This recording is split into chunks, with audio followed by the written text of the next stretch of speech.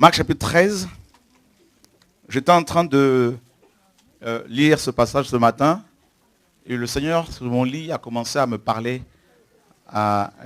Pourtant, ça fait des Dieu. Et ça fait des années que je médite ce passage. Et puis, voilà, Dieu. C'est là qu'on voit que la Bible est vraiment profonde, hein, les Écritures.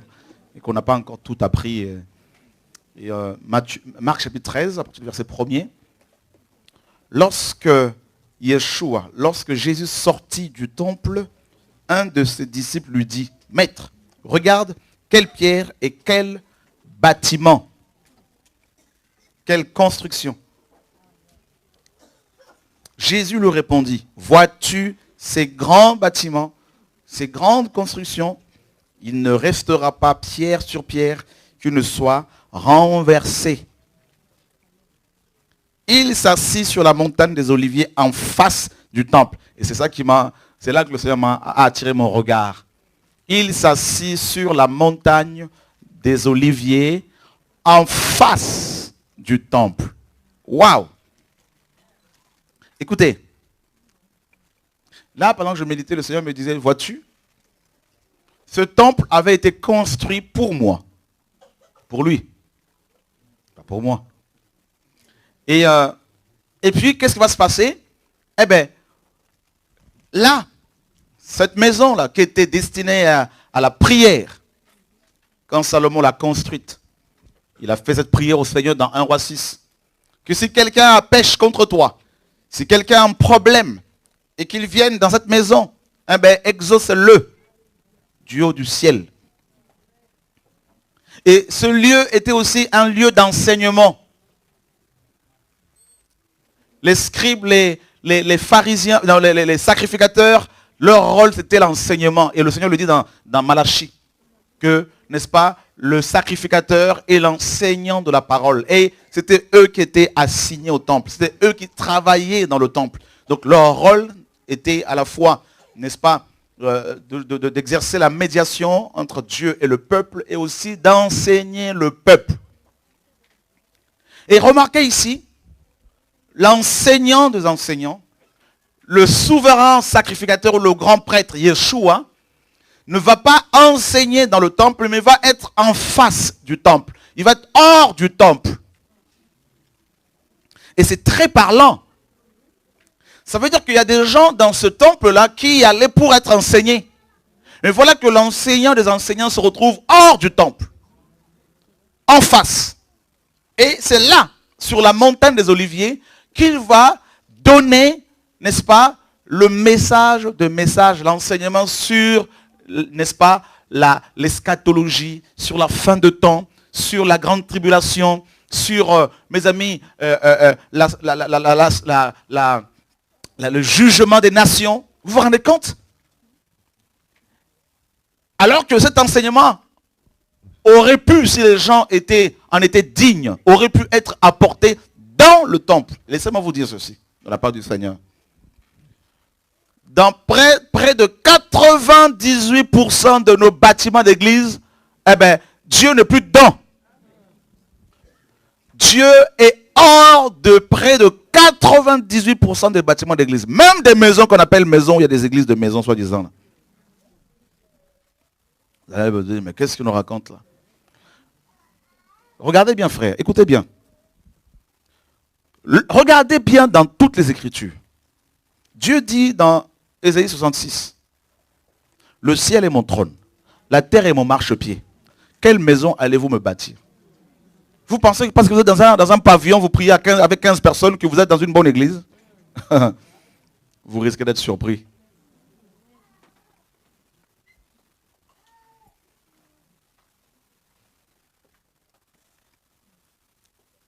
Ça veut dire quoi?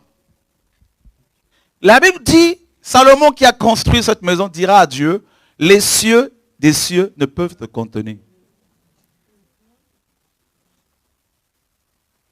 Regardez, Dieu dit à Abraham, sors de ta patrie. Je ne suis pas là-dedans, sors. Et va dans un pays que je te montrerai. Il dit à Lot, sortez, entrez dans l'arche. À Noé. Il dit à Lot, sortez de Sodome et Gomorrhe. Vous avez vu dans la Bible, à chaque fois, il il y a des sorties qui s'opèrent. Il dit aux Hébreux, sortez de l'Égypte. Vous avez vu? Pour aller où? Dieu est où, à votre avis? Dieu n'est pas dans les bâtiments. Dieu n'est pas dans les... Dieu est dans la nature, dans sa création. Regardez bien ici, le temple physique, le temple, une construction humaine. C'est ce que Dieu me disait. M'a chassé, a chassé Dieu. Et c'est sa propre création qui va l'accueillir, c'est-à-dire la montagne. Et Dieu va aller s'asseoir, le Seigneur va s'asseoir sur la montagne. Et la montagne représente le royaume de Dieu. Ça veut dire quoi? Il est dit dans Ésaïe 2 et Jérémie et Michée 4, il arrivera dans la suite de temps, dans les derniers jours, que la montagne de la maison de Yahweh sera établie sur, n'est-ce pas, les montagnes des nations. Et des peuples vont y aller pour être enseignés. Regardez, Moïse a reçu l'enseignement où? Sur le mont Sinaï. C'est là qu'il a reçu la Torah. D'où la fête de la Pentecôte. Vous avez vu? Et où est-ce que Jésus-Christ a le plus enseigné? Sur la montagne. Vous avez vu? Il y a 4 chapitres dans les évangiles consacrés à l'enseignement de Yeshua. Réellement. Vous avez vu? Dans Matthieu chapitre 5, on nous dit que le Seigneur était assis sur la montagne. Laquelle? Eh bien, il y en a une qui était identifiée réellement, c'est le mont des Oliviers. Matthieu 5, il était là. Matthieu 6, il était toujours là. Matthieu 7, toujours là. Matthieu 8, c'est là qu'il va redescendre de la montagne. 4 chapitres. 5, 6, 7, 8. Vous avez vu? Et c'est là aussi qu'il a donné les grands enseignements. Regardez bien, Jésus-Christ n'a pas donné les grands enseignements dans le temple. Non. Frère, quand Dieu m'a dit, sors, les gens pensent que je ne veux plus voir les gens. Non, non, j'ai compris que Dieu n'est plus là-dedans. Il n'est plus dans tous ces systèmes-là. Que ceux qui ne sortent pas, ils vont laisser Dieu. Et Dieu va les laisser, il va continuer sa route. Eux, ils vont rester avec leurs belles choses, là, tout ça, là, et Dieu n'est plus dedans. Vous avez vu? Les plus grands enseignements de Yeshua, ce n'était pas dans une cathédrale. Ça veut dire que si vous attendez à voir Dieu dans les cathédrales, dans les bâtiments, dans vos maisons, là, vous allez passer à côté. Comprenez mon langage? Les grands enseignements que le Seigneur a donnés, c'était sur la montagne. Et pour quitter ces bâtiments, quitter ces maisons pour aller à la montagne, c'est compliqué parce qu'il fallait se salir les pieds. Et la poussière. On aimait les temples, tapissés, tout ça là. Les cathédrales, les basiliques. La basilique Saint-Pierre. Oh là là, quelle construction. Oh là là, mais qu'est-ce que... Oh là, quelle décoration. Oh là là, quel tableau, tout ça là. La mort, cadavre. Oh là là, quel temple. On va construire une grande maison pour le Seigneur avec des belles toilettes, tout ça là. Oh là là, mais chérie, t'as vu cette église, comment elle est jolie. Oh là là, mais regardez-moi ces gens qui n'ont rien pigé, mes amis là. Qui pensent que Dieu... Mais vous n'avez pas compris encore que Dieu n'est plus dans tout ça là.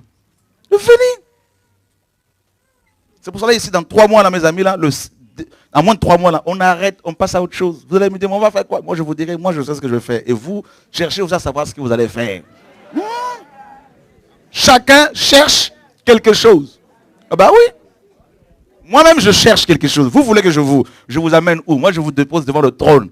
Maintenant chacun de vous doit dire à Dieu, que dois-je faire? Ah bah oui. Nous ne sommes pas des gourous pour vous contrôler à vie. Nous ne sommes pas vos contrôleurs, vos huissiers. Ah, il nous a abandonnés. Vous n'avez pas compris. Le Seigneur a dit, je ne vous laisserai pas orphelin. Moi, c'est pas ce que je dis. Moi, comme vous, là, nous cherchons quelqu'un. Jésus-Christ de Nazareth. Ah non. Il m'a dit, arrête. On arrête. J'ai hâte. Ils ont pris Gédéon, ils ont dit à Gédéon, sois notre roi. Gédéon dit, non, je ne serai pas votre roi. Jamais. Moi, Gédéon, non. Gédéon suivait Dieu. Ah non, frère. C'est terrible, hein? Les hommes, les chrétiens de cette génération aiment chosifier les prédicateurs. Les transformer en des... Je ne sais pas quoi, là. Mes amis, que Dieu nous aide. Vous voulez que je continue encore à parler comme ça, là? De toute façon, je n'ai pas le choix. Enfin, c'est pas facile, c'est vrai. Mais je me dis, si je me tais, c'est compliqué. Il était en face du temple. Pendant que le souverain sacrificateur, il y en avait 2 à l'époque, Anne et Caïphe. Pendant que ces 2 hommes, et ainsi que les Sadducéens, les sacrificateurs, les Lévites, les scribes, les pharisiens étaient dans le temple, Jésus-Christ était sur la montagne en face. Vous vous rendez compte? Ça veut dire quoi? Quand vous allez dans vos bâtiments d'église, là, tout ça, là, pour recevoir pour être bien formaté, envoûté, hein, formaté bien comme il faut, eh bien dites-vous qu'en face, juste en face du bâtiment, là, dehors, là, vous avez là Jésus-Christ en train d'enseigner quelqu'un qui est en train de marcher. Là. Vous avez un clochard qui vous passe devant, là. Tout le dimanche matin, quand vous êtes en costume et cravate pour aller, soi-disant, rencontrer Dieu, alors que Dieu est esprit. Eh bien, vous traversez, vous passez ce monsieur qui est assis par terre, là, en train de faire la manche. Vous ne lui offrez même pas une Bible. Hein? Même pas, vous allez lui dire, Jésus-Christ revient. Vous partagez la parole avec, vous asseoir à côté, avec un sandwich. Vous avez votre grosse Bible, tout ça, parce que vous voulez démontrer que vous avez des dons spirituels, que vous savez chanter, tout ça là. Et c'est là que le Seigneur se trouve, à côté de ce clochard-là, en train de lui témoigner son amour. Il y aura des surprises ce jour-là.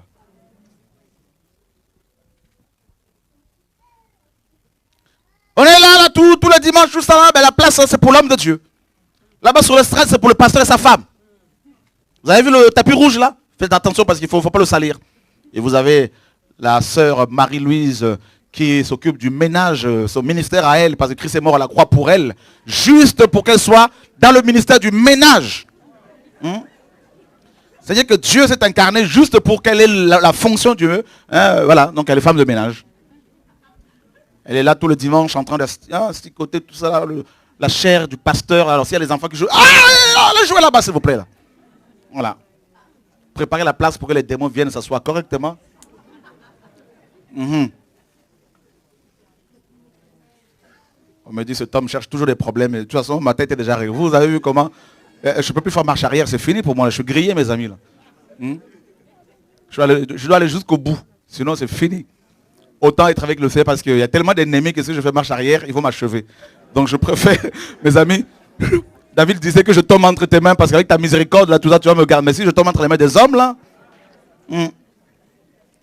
Alléluia! Dis à ton voisin, Jésus n'est plus dans les bâtiments. Il est dehors. Ah ouais?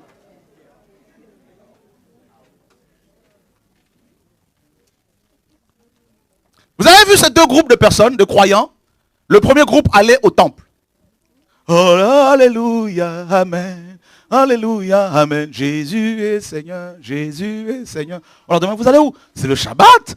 On va au temple, toi aussi. Mais qui va enseigner? Il y a deux souverains sacrificateurs. T'as vu comment ils sont habillés? Ils sont beaux, ils sont bien habillés, ils ont des soutanes. Oh là là, t'as vu la cravate de l'homme de Dieu là, t'as vu? Mes amis là. Eh bien, qu'est-ce qui se passe là dans le temple? Eh bien, on paye la dîme. On observe le Shabbat, et puis il y a les sacrifices, tout ça qu'il faut faire, parce que si tu veux être béni, hein, donc, et puis bon, il y a la chorale, moi je suis choriste, moi je suis batteur, moi je fais de l'alto, moi c'est la soprano, moi c'est du ténor, moi je suis bassiste, tout ça. Là. Oh, c'est bien tout ça. Là. Ça c'est le premier groupe. Ils sont bien habillés, parce qu'on rentre pas dans ce temple mal habillé. Hein. Ceux qui ont des sandales, tout ça, des tongs, tout ça, on leur dit, restez au fond là-bas. Là. La place de devant, là, c'est réservé à l'élite. Vous voyez, c'est la classe supérieure. Le deuxième groupe, c'est des clochards. Hein? Vous avez des clochards, vous avez des aveugles, vous avez des handicapés, vous avez des prostituées, et vous avez des hachés. Hein? Donc, des gens habillés bizarrement, ils ne sont pas en Jimmy Weston, parce qu'il n'y a pas de tapis rouge, hein, donc c'est la montagne, quoi. Donc vous avez là la montagne, un groupe qui suit Jésus, vous avez un autre groupe bien habillé dans le temple. Et c'est la même chose que l'on voit actuellement. Vous allez à la basilique Saint-Pierre, vous avez vu comment ces prélats sont bien habillés? Oh mes amis, là ils sont tous, la barbe blanche, là, c'est sainteté. Vous allez à la Mecque, c'est la même chose. Vous allez, mes amis, ici et là, oulala, mais c'est terrible comment les gens sont bien habillés, là. Et ceux qui suivent Jésus, souvent ils sont sales. Parce que ils se salissent les pieds, parce que vous savez, avec la boue, tout ça, parce que Jésus va partout. Hein. Vous voyez? Il va sur la montagne, il va s'asseoir là, mes amis, il fait chaud. Il est là, assis, et il enseigne. Et voilà les apôtres qui viennent. Le deuxième groupe, donc les apôtres, des pécheurs, des illettrés, des idiots selon Martin. Hein? Vous savez, dans Acte 5, on nous dit que ces hommes sans instruction. En fait, en grec, idiotesse, c'est idiot. Hein? C'était des idiots. Voilà. Et c'était un groupe rempli d'idiots, rempli de gens qui avaient bac plus 5 et qui ont compris qu'en fait c'était du papier qui s'était fait rouler dans la farine. Et ben voilà, que bon, ben, tout ça là c'était du pipeau, quoi. Voilà, c'est pas un papier qui te donne de la valeur, c'est ce que Dieu dit de toi, n'est-ce pas? Voilà, Dieu t'a créé à son image, païen ou chrétien, ben nous sommes tous, on doit se respecter. Voilà, donc, eh ben voilà, Pierre arrive, les apôtres arrivent, il y en a un qui arrive, Seigneur, mais t'as vu toutes ces constructions-là? En gros, ben attends, mais t'es en train de nous amener ailleurs, là. T'as pas vu les bâtiments, mais il faut rester là-dedans, là. Toi, tu sors pour nous enseigner dehors, alors que ils ont construit quand même quelque chose pour toi. C'était ça, en fait, en gros, hein. Seigneur, tu as vu, oh, t'as vu, mais, oh là là, mais c'est magnifique, t'as vu tout ce bâtiment-là? Et toi, tu sors de là? Tu nous amènes sur la montagne? Parce qu'il posait souvent la question au Seigneur. Hein. Seigneur, on va où comme ça? Mais qu'est-ce qu'il fait à parler avec une femme comme ça? C'est dans Jean 4. Parfois, ils n'osaient pas trop lui poser des questions. Alors, ils discutaient entre eux. Ça boudait parfois, là, tout ça. Là. Le plus grand, c'est qui? Et ils voient le Seigneur sortir comme ça. Attends, mais il y en a un qui dit, mais Seigneur, t'as vu? Tu laisses tout ça là? Le Seigneur est tellement beau. Ah, j'aime la révolution. Et Jésus dit, mais, voyez-vous tout cela là? Mais tout ça là, ça va se être renversé. C'est un choc. Vous ne vous rendez pas compte parce que nous sommes issus des nations. Allez dire à un catholique intégriste là, bien ancré dans Marie, là, tout ça, allez lui dire que la basilique Saint-Pierre va être renversée.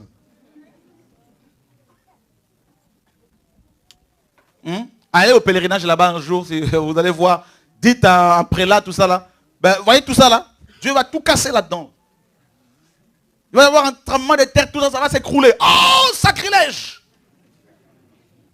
D'ailleurs, une des raisons pour lesquelles le Seigneur a été accusé, c'est quoi? Il a dit qu'elle allait détruire ce temple. Et en 3 jours, il va le repartir. Ouais, vous avez vu? Le temple de Jérusalem. Vous avez vu quand Paul est allé à Jérusalem dans Acte 21? Vous avez vu ce qui s'est passé? Ils ont cru qu'il avait introduit un grec. Hein? Un étranger. Dans le temple. Vous savez ce qui s'est passé? Ils ont pris Paul, hein, ils l'ont sorti du temple. Ils ont aussitôt fermé les portes. Ah ouais, le temple de Jérusalem, il ne fallait pas y toucher. Les Juifs, ils tenaient tellement, ils y tenaient. C'était l'épicentre du judaïsme. C'était là que Dieu siégeait. Les nations venaient là. La reine de Séba était venue là pour voir Jérusalem. Et vous vous dites que tout ça, ça va être renversé. En fait, le Seigneur était en train de leur dire que, eh ben, je veux briser le judaïsme. Je veux tout casser. C'est ça en fait. C'est comme aujourd'hui, là, vous fermez les bâtiments d'église, mes amis, là, les chrétiens ne sauront plus quoi faire. Tellement qu'ils sont attachés au bâtiment. Frère, mais on va faire quoi là? Tout va s'arrêter. Oh, Dieu va finir. Il va arrêter d'agir le Seigneur. Pour beaucoup, c'est terrible, frère. Je vous assure, si on devait vendre des chaises ici, des places ici, on se ferait beaucoup d'argent. Alléluia. Vous voulez que je continue? Que Dieu nous parle.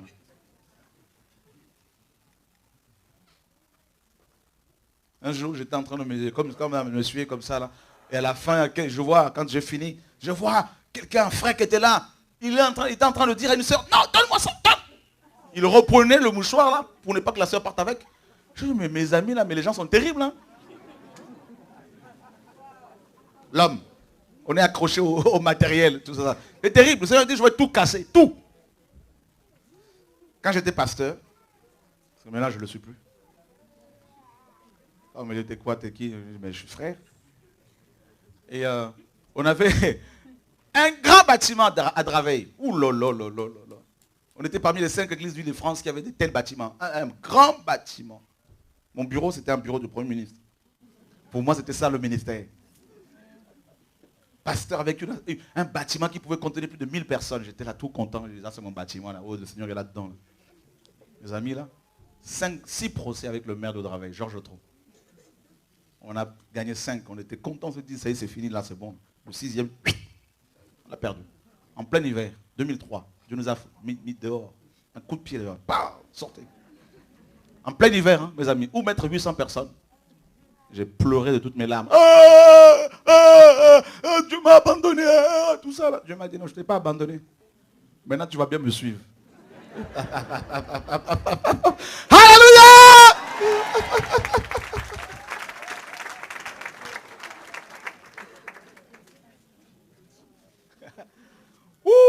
on a perdu beaucoup de frères et sœurs parce qu'ils se sont dit, ça y est, Dieu n'est plus avec lui.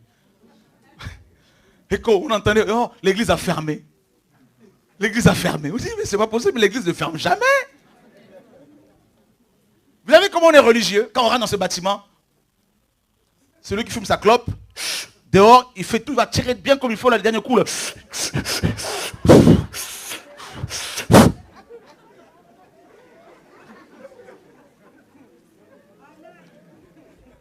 Merci Seigneur, au nom du Père, au nom du Fils et du Saint-Esprit.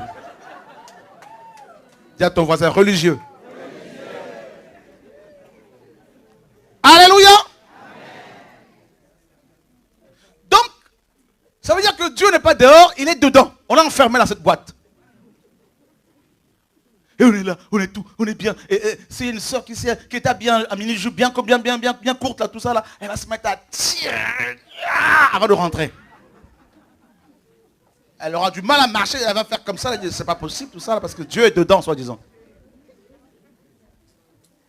Et quand on arrive comme ça, le dimanche, le jour du Seigneur, soi-disant, le seul jour de la semaine où on fait descendre Dieu du ciel, pour parler avec lui pendant 2 heures, 3 heures, ensuite on le renvoie au ciel, parce que la semaine, on n'a pas besoin de lui. Dieu, nous voici dans ta maison, est-ce que tu es là? Comme vous le savez, vous avez un chauffeur de la salle, que les Africains appellent modérateur, je ne sais pas qu'est-ce qui modère. Et les Français que nous sommes appellent le président du culte. C'est lui qui doit diriger le culte, alors que c'est l'esprit qui doit diriger. Le président, il vient avec son programme déjà préétabli depuis la veille. Bienvenue à la maison de Dieu. Je suis dans la joie, psaume 122, quand on me dit, allons à la maison de l'Éternel. Et il a oublié que c'est lui qui est devenu la maison depuis. Il a oublié ça. Alors, on accueille les frères et sœurs qui sont venus dans la maison de Dieu, le seul endroit sur terre où Dieu se trouve. Alors, vous avez sur vos chaises, vous avez des cantiques, les ailes de la foi. Prenez le cantique 132. Ah ouais,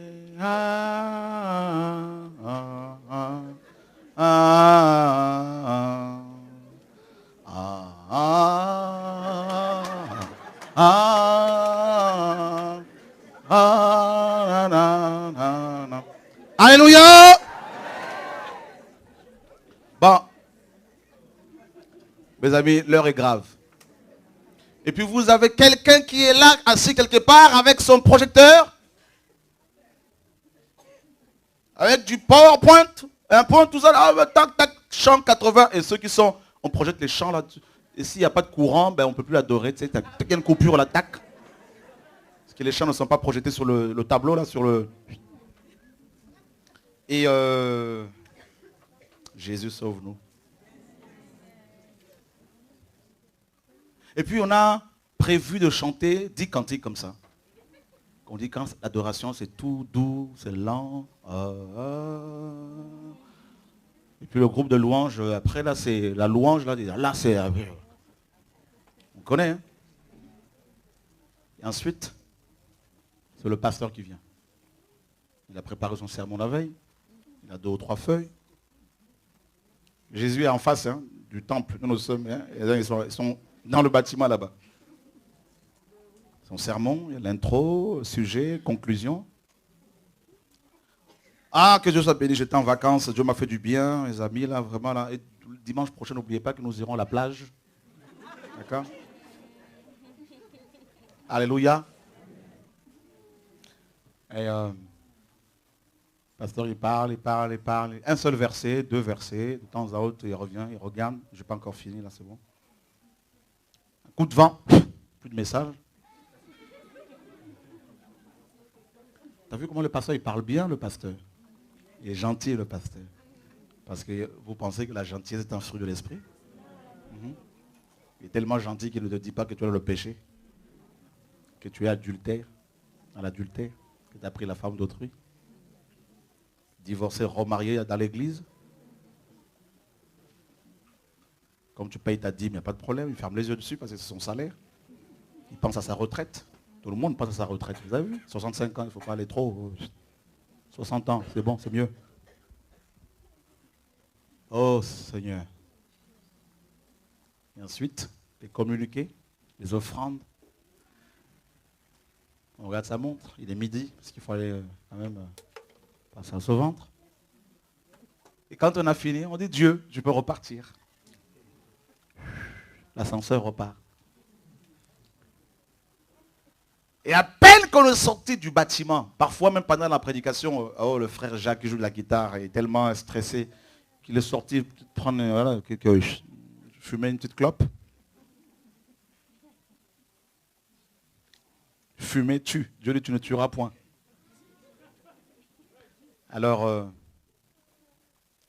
2 heures après, la réunion finie, tout le monde est content. Parce qu'on s'est rencontré avec des frères et sœurs. On s'aime, on se connaît, on se tape sur l'épaule. Le pasteur a eu au moins 10 000 euros de dîmes ce jour-là.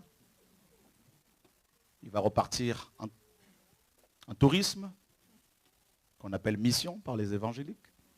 Et toi, qui es dans cette assemblée depuis 10 ans, tu n'as jamais été en mission? Le Seigneur est assis en face. Voilà ce qui se passe. Voilà ce que Dieu m'a dit ce matin. Il est en face de nos assemblées. C'est pour cela que l'auteur de l'Épître aux Hébreux dit, sortons pour aller vers lui, hors du camp. Le mot camp, dans ce passage d'Hébreux, chapitre 12, là-bas, là, signifie, littéralement c'est parabole en grec. C'est le judaïsme antique. Aujourd'hui, c'est le christianisme. Là. Sortons. C'est un ordre pour aller vers lui hors du camp. Le mot hors, c'est exo en grec, qui veut dire être banni à cause de la vérité. D'accord? Être banni. Quand on aime la vérité, quand on aime le Seigneur, quand on cherche le Seigneur, on n'est pas au milieu de la ville. On n'est pas, mes amis, le Seigneur a toujours été hors le système des hommes, hors, n'est-ce pas, les bâtiments. On l'a chassé de cette synagogue. Vous vous rappelez dans Luc chapitre 4, on l'a chassé de là. Si Christ revenait physiquement là, mes amis, on le chasserait de nos pastorales là, de ces pastorales, de ces dénominations, fédérations là. Il n'est pas dedans. Si votre église est dans une fédération, vous avez la semence de Lucifer. Vous avez la semence, n'est-ce pas, de l'impie. C'est un système antichrist.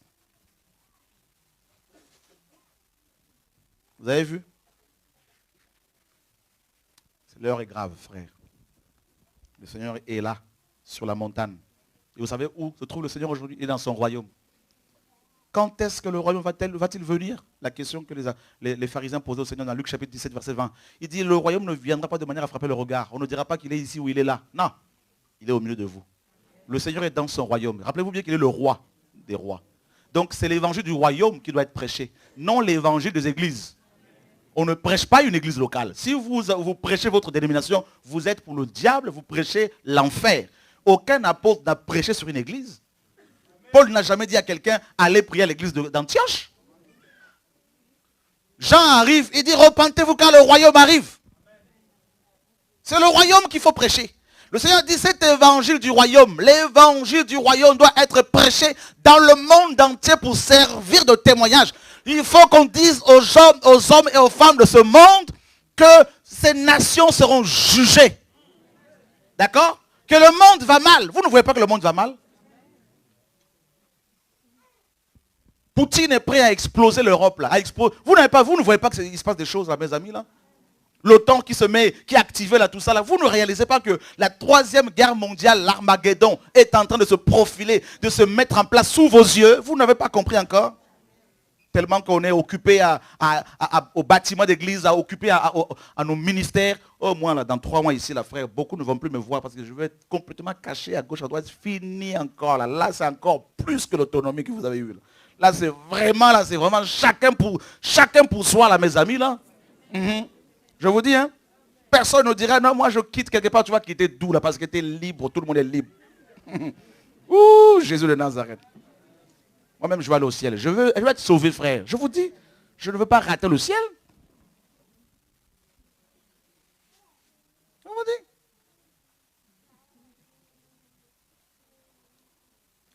Que Dieu vous sauve. Moi, je vous dis, hein, frère, je veux Dans 3 mois, là, je veux gérer encore plus ma maison, ma famille, pour préparer mes enfants au retour de Machia. Dieu, en ce moment, donne beaucoup de visions à mes enfants par rapport à son retour également. C'est impressionnant. Il est en train de revenir. Et beaucoup dorment. L'Armageddon est là, ça se met en place. Vous ne voyez pas? La Syrie, là, ça chauffe. Là, regardez bien, frère, regardez bien. C'est fini. C'est fini. Je vous ai dit, là, la dernière fois, là, Dieu m'a dit, il restait 3 minutes dans son horloge. 3 minutes. C'est à minuit que le cri va retentir. Voici l'époux.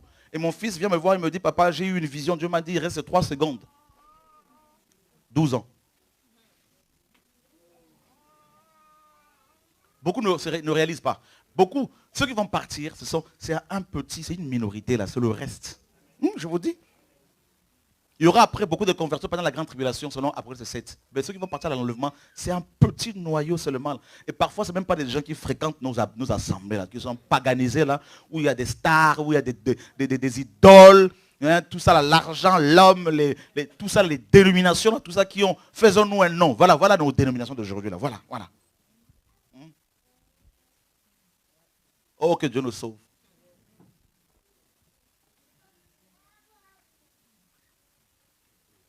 Le Seigneur est là, sur la montagne, le royaume. Il était dans le royaume. Il prêchait le message du royaume. Jean prêche ce message et dit, repentez-vous car le règne de Dieu arrive. Pourquoi? Quand Jean est venu là, quand Dieu l'a suscité, vous savez ce qui s'est passé à cette époque? Il y avait 2 règnes au moins qui étaient là, établis. Le règne, n'est-ce pas, de Rome, les empereurs romains, César, qui régnait. C'était le plus grand roi, n'est-ce pas, empereur de la terre à cette époque. Rome était là, le plus grand royaume, mes amis, l'Empire romain. C'est terrible. Le 4e animal de Daniel 7. Extraordinairement fort. Et deuxièmement, il y avait aussi le judaïsme, vous savez, la religion, la religiosité qui était là établie avec ces systèmes, ces principes. La loi de Dieu, la parole de Dieu avait été remplacée par les traditions d'hommes. Comme le Seigneur l'a dit aux pharisiens. C'était ces 2 règnes. L'homme, le règne, mes amis, c'était le règne politico-religieux. Voilà. Babylone politique et religieuse. Voilà. Et Jean arrive, il propose un 3e royaume. Le royaume de Dieu par rapport à la prophétie de Daniel, c'est le 5e. Il y a 4 grands royaumes. Babylone, les Mèdes et les Perses, la Grèce, Rome. Et ensuite, le 5e royaume, c'est le royaume de la pierre. C'est Yeshua. La pierre qui se détache sans le secours d'aucune main et qui frappe la statue. Et la statue, c'est le nouvel ordre mondial, comme vous le savez. C'est le gouvernement mondial. Mes amis, là, c'est l'Europe, c'est l'ONU, tout ça, là. Et bientôt, la pierre angulaire, mes amis, là, la pierre qui amène le scandale, là. Elle va frapper les nations, mes amis, là, en qui vous avez mis votre confiance, tout ça, là. Dieu va tout renverser, là, tout casser. Tout casser. Et il dit la même chose. Voyez-vous tout cela là, mes amis, là, il ne restera rien. Tout va être détruit, comme Pierre nous dit. La terre avec les œuvres qu'elle renferme sera détruite, consumée par le feu. Ah oui. Les basiliques, les beaux temples, tout ça, les villages, tout ça, là, ça va être, Dieu va tout renverser, casser. Il dit, pour ne pas subir ce jugement-là, il vaut mieux sortir. Le maître assis sur la montagne. On vous a attaché, mes amis, au poteau. Vous savez, quand vous allez dans une assemblée locale, pour vous attacher là-dedans, là, pour vous accrocher à l'homme, aux hommes, vous savez ce qu'il faut? On vous donne des postes, des titres. On vous établit ministre du culte. On aime les titres diacre, diaconesse, prophète, apôtre, prophétesse, je ne sais pas quoi là encore, là, mes amis, président, directeur. Tout ça, alors il y a le choix de n'appeler personne directeur. Voilà, on vous paponise, on vous appelle papa matin, midi, soir, papa pour les Africains, papa, n'est-ce pas? Maman, prophétesse, n'est-ce pas? Vous mamonisez les gens. Vous allez être démamonisés, hein? Dépapanisés, là, tout ça, là, on a dit Yeshua. La papauté, là, tout ça, là. Vous pensez que c'est seulement chez les catholiques, chez les évangéliques, il y a beaucoup de papes? D'ailleurs, papa mobile, sortez de là, Yeshua avec quel papa mobile? Vous voulez tromper les gens, là, tout ça, là. Alléluia! Dis à ton voisin, ce monsieur n'a pas peur. Pardon.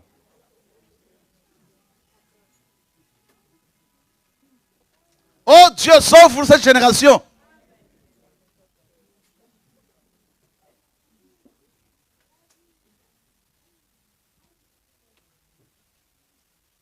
Il dit tout ça sera renversé. Tout ça là, ça va être, ça va être renversé. Là, vos hôtels là, Dieu va tout renverser.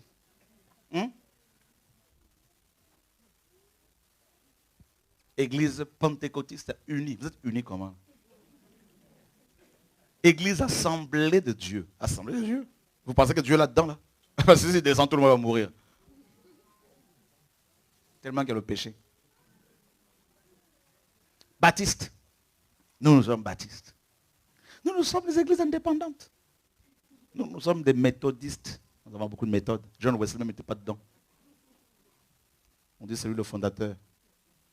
Il y a beaucoup de ces ministères que Dieu a utilisés. Ils retourneraient à leur tombe s'ils voyaient ce qui se passe aujourd'hui. Les guérisons deviennent rares. Pour savoir que Dieu est quelque part, il faut qu'il y ait des guérisons. Les guérisons, là, mes amis, là, c'est rare. Oh, Dieu m'a guéri. J'avais des maux de tête. Mais attendez, prends un comprimé, là, tu vas te guérir. Attends, vous pensez que ce témoignage va toucher les païens? Dis, mais attends, mais moi, c'est mon comprimé qui me guérit, là. Voilà les témoignages que nous avons. Moi, j'avais mal au ventre, tout ça. Dieu m'a guéri. Oh, mais c'est bien, mais attends, mais le médicament, là, ça peut te guérir. Non, moi, j'avais un cancer généralisé, Dieu m'a guéri. Ça commence bien. Alléluia! Voilà! À la fête de naissance, Dieu a guéri. Ça, c'est l'évangile. Conversion, là-dedans, là, c'est chaque année, il y a une personne qui se fait baptiser. Encore là, c'est toute une fête. Hein, où le lot, Jacques va se faire baptiser. Il a poireauté pendant 1 an d'enseignement. Oh, le pauvre. On nous a tout tellement roulé dans la farine, frères et sœurs. Moi, tu dis, toi quoi? Non, mais je veux me faire baptiser, pasteur. Attends. Tu n'es pas encore enseigné. 1 an d'enseignement. D'accord. Alors que le nuit que tu peux poser la question à Philippe, voici de l'eau. Qu'est-ce qui empêche que je ne sois baptisé? Philippe dit quoi? Tu n'as pas encore reçu le catéchisme? Non, c'est pas ça. Si tu crois, cela est possible. Il dit, je crois que Jésus-Christ est le Fils de Dieu. Ben alors, c'est bon, c'est la seule condition. Ils ont arrêté le char, les deux sont descendus.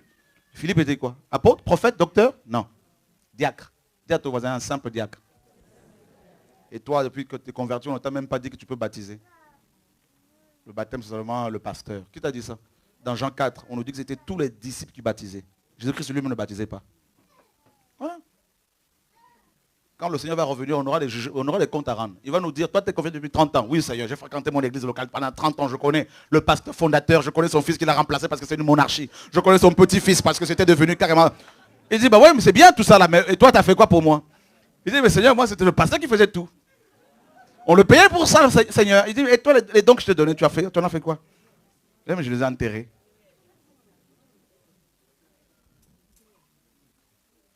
Il va te sortir une liste. Il te dit, tu as 1000 personnes qui n'ont pas reçu leur baptême à cause de toi. C'est des personnes que tu devais baptiser.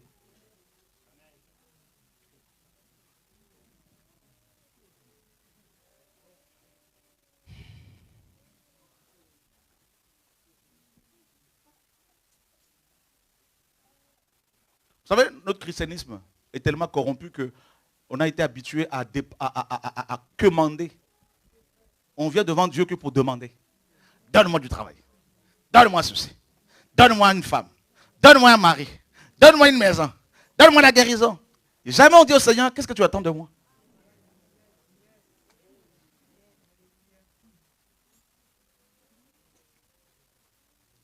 Voilà pourquoi vous avez aussi beaucoup de problèmes. Parce que vous ne voulez pas demander à Dieu ce qu'il attend de vous. Toujours des demandes.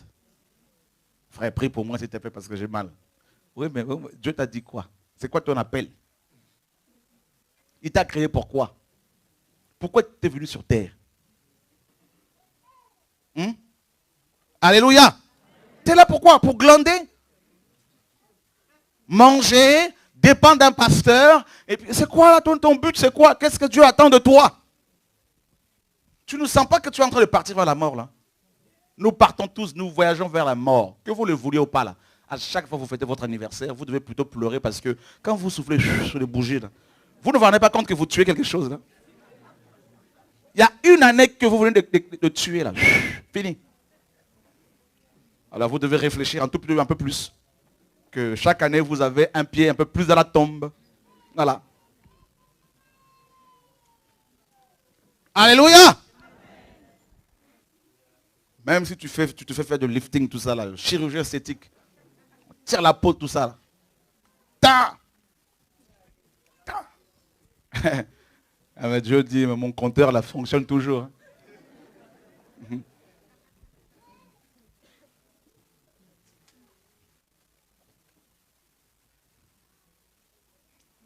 Qui veut être sauvé?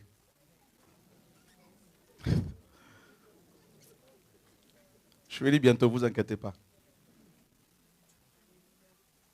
Oh non, moi, je ne crois pas en Dieu. Moi, Dieu ne m'intéresse pas. Dis, il n'y a pas de souci. Dieu, il te laisse. C'est ton choix. Tu es libre.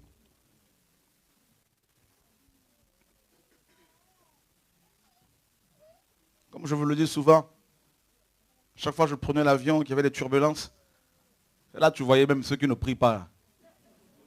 Tu parles avec les gens du Seigneur, parce que j'en profite à chaque fois. Là, quand il y a un voisin, là, tout ça, bonjour, comment allez-vous, tout ça. Et vous connaissez Jésus? Oh, Jésus? Oh, je connais pas. Ok.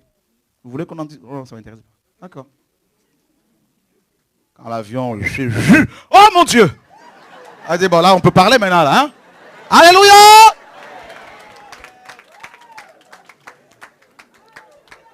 Eh bien, il n'est pas le seul, hein, cet homme qui fait ça, là. Même les chrétiens.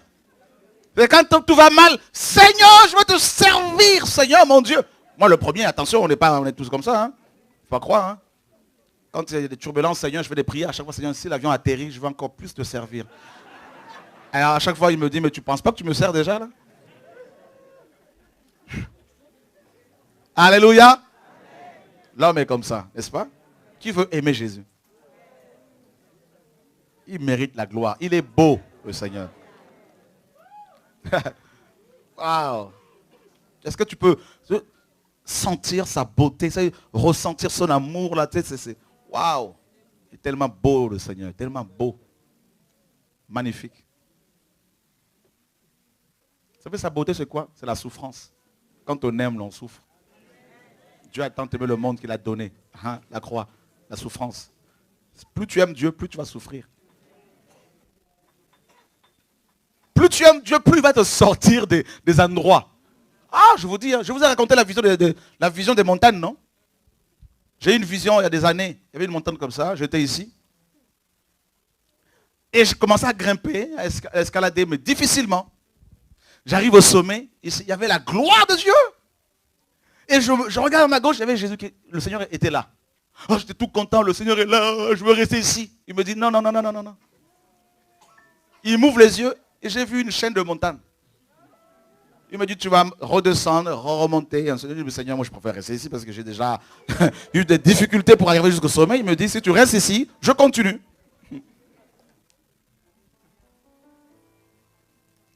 Voyez? Il t'élève, il te cache. Il t'élève, il te cache. Et à chaque montée, il y en a qui tombent. À chaque descente, il y en a qui tombent. Des choses en nous, caractère, péché, résistance, orgueil, doute, la peur, les inquiétudes, les soucis de la vie.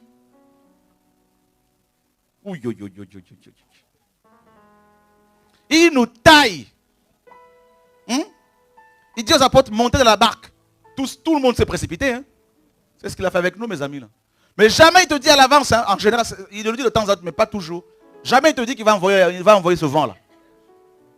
Il te dit, monte, la vie chrétienne. Sors, je sors. Mais c'est pas fini. Tu sors physiquement d'un endroit, mais tu vas sortir aussi sur le plan, hein, au niveau de la tête, de la cabesse, là, il va te sortir des choses. Hein. De mauvaises choses que tu as accumulées, là, la mauvaise compréhension, là. Il va tellement te tailler, tellement te briser, que tu auras l'impression d'être complètement largué, complètement abandonné. Tu vas pleurer, c'est comme si le ciel est fermé. Tu vas pleurer, gémir, c'est comme si personne ne t'entend. Et là, il te façonne, il te taille, là, tout ça. Là. Il est juste en face. Juste en face.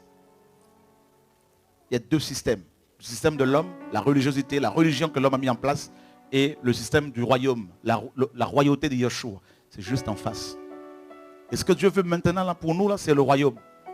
C'est le royaume. Nous prêchons le royaume. Pourquoi? Parce que ce royaume vient. Ce royaume, ce n'est pas ce royaume là comme on l'entend ici et là, où l'on vous dit, vous êtes des champions. Hein? Vous êtes des champions, il faut régner maintenant. Des stars. Le Seigneur a dit, mon royaume n'est pas de ce monde. Le royaume de Dieu, frère, c'est la justice, l'intégrité, être intègre. Il nous faut des hommes et des femmes intègres.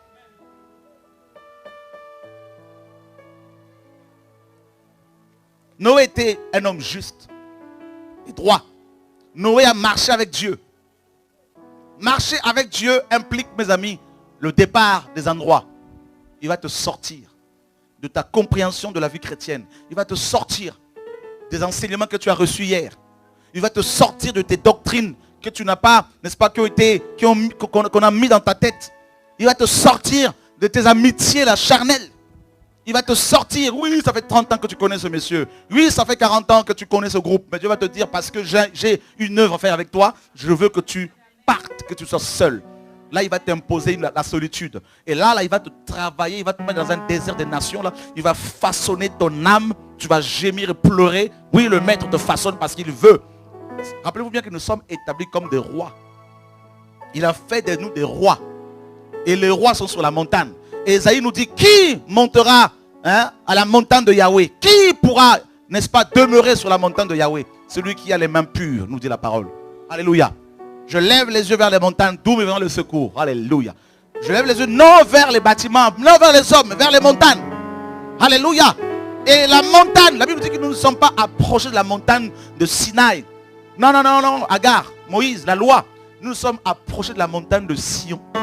La Jérusalem céleste, frères et sœurs, notre mère, alléluia.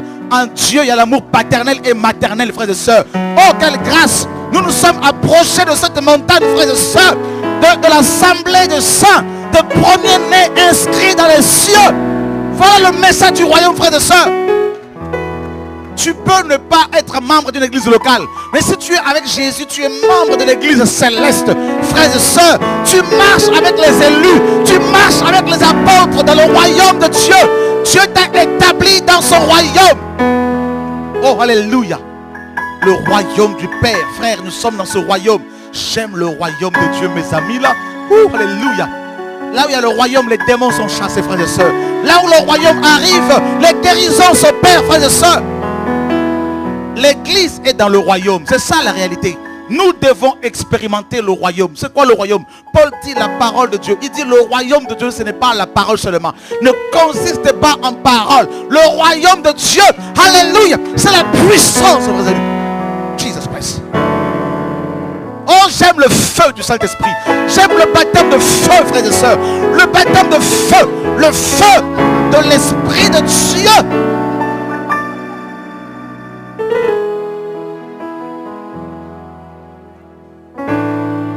Vous n'avez pas compris. Il a fait de nous des rois et des prêtres. Le roi est celui qui règne. Le roi est celui qui gouverne. Le roi qui est attaché au principe de son royaume. Et son royaume, ce royaume est régi par la loi de Dieu, par la parole de Dieu. Le roi, dans ton royaume, dans le royaume de Dieu, tu as une sphère que Dieu t'a donnée, une sphère d'autorité. N'importe qui ne peut pas t'attaquer. Non, frère, toi qui crains Dieu, oh, alléluia.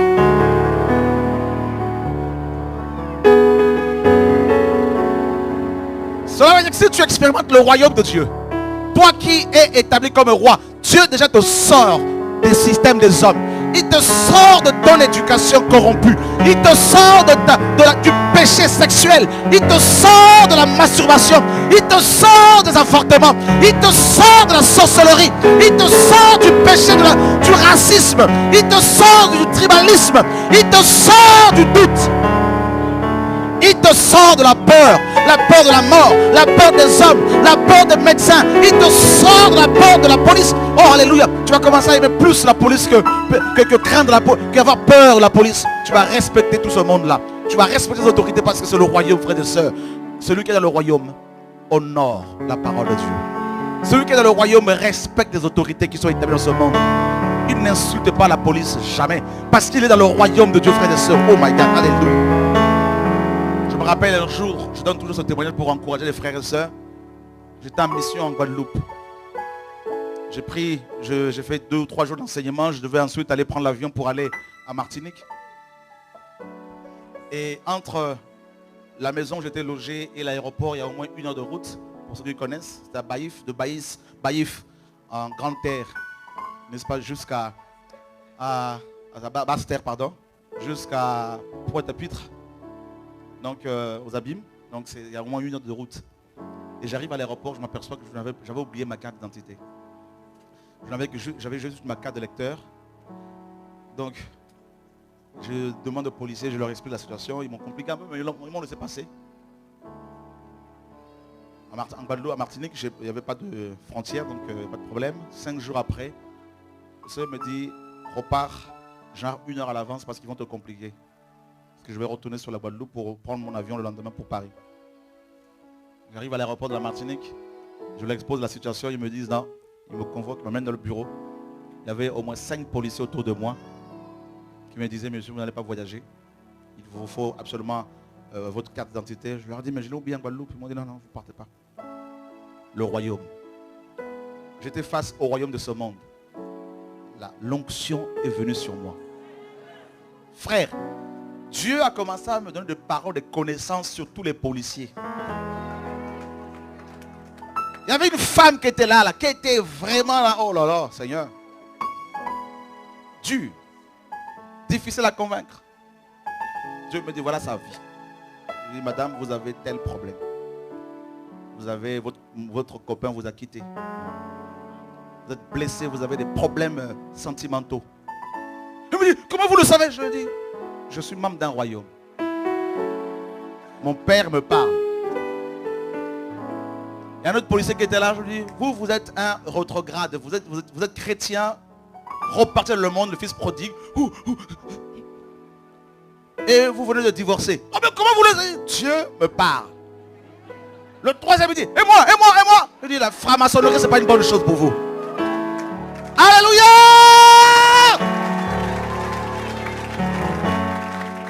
Les francs-maçons. L'onction est venue dans la pièce. La femme me dit, c'est vous, je crois quoi et tout. J'ai lu votre livre sur l'appel au ministère. Je dis, oui, c'est mon père. Tenez votre carte de lecteur. Vous pouvez partir, tout ça là. Vous pouvez partir. Et puis, on me relâche. Et puis, elle ne m'a pas lâché. Elle est venue avec moi. Et vous pouvez venir avec moi, s'il vous plaît, parce que je dis, je ne suis pas voyant. Mais comment je peux faire tout ça? On est redescendu, hein, mes amis, en bas là. Alors je donnais des conseils, voilà, il faut vous sanctifier, il faut la crainte de Dieu, il faut chercher Dieu, il faut méditer la parole de Dieu. Merci pasteur, merci, que Dieu soit béni, tout ça. Allez, gardez hein, la sanctification, tout ça là. Allez, au revoir, parce qu'on m'attend en Guadeloupe. Béni. Frère, tétanisé dans le bureau. J'étais devenu leur chef. Jésus est le roi des rois, le Seigneur des seigneurs. Alléluia! Jesus!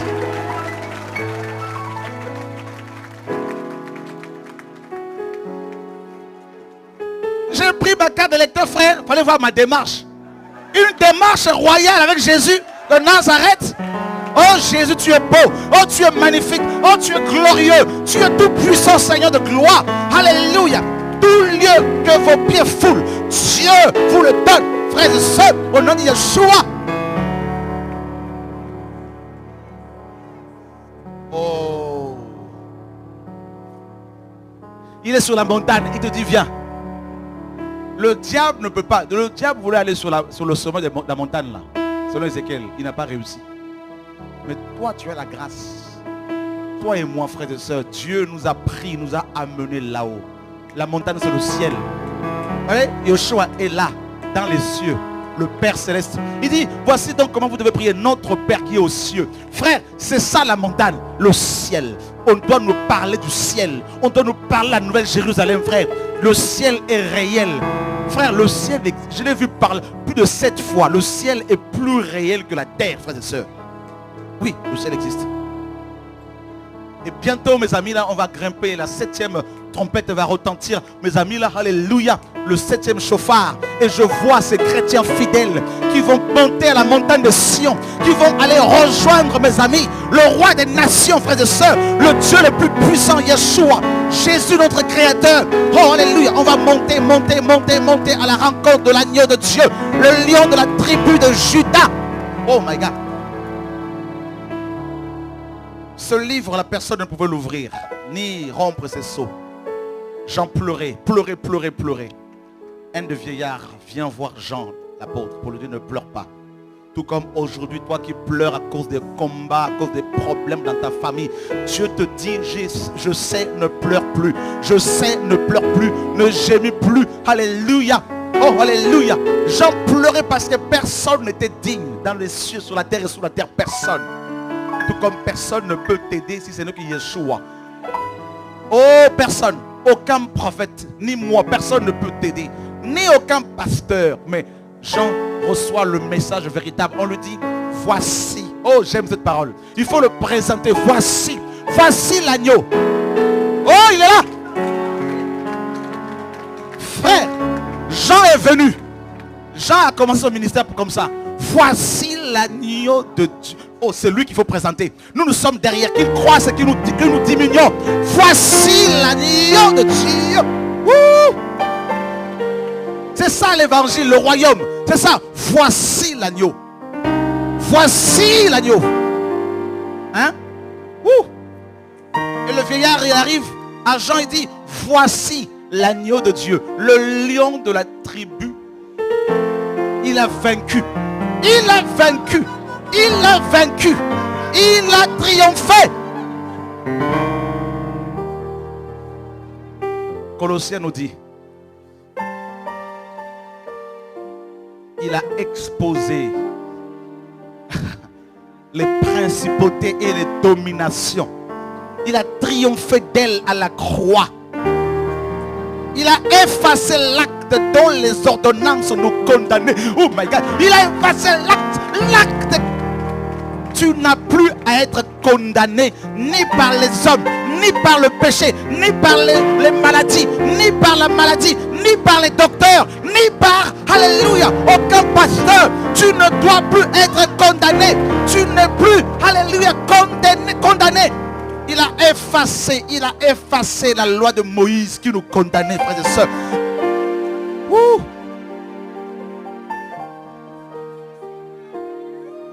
Je veux que tu saches qu'aucune maladie incurable ne peut te condamner.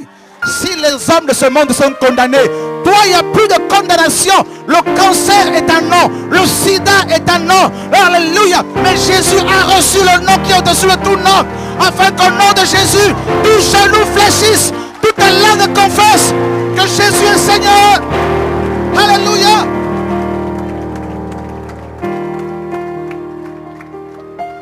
Quelle que soit ta maladie, cette maladie porte un nom. Porte un nom. Mais Jésus est le nom le plus glorieux, le nom le plus puissant, le nom le plus dangereux. Oh, alléluia, alléluia, alléluia, alléluia.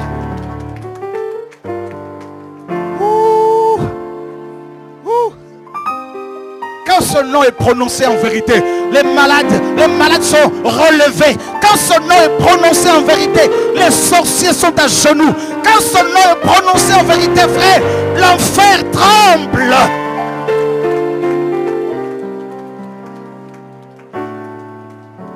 Et je vois un peuple qui va vers la montagne. Ce peuple aime la montagne. La montagne, la présence du Père, la présence du Père. Est-ce que tu réalises que le Créateur est ton papa chéri? Est-ce que tu réalises que ton Créateur est ton Père d'amour? Il est ton Père, il est ton Père, ton Père, ton Père, ton Père, ton Père, ton Père, ton Père, ton Père, ton Père, mon Père, mon Dieu, je t'aime tant, doudou chéri.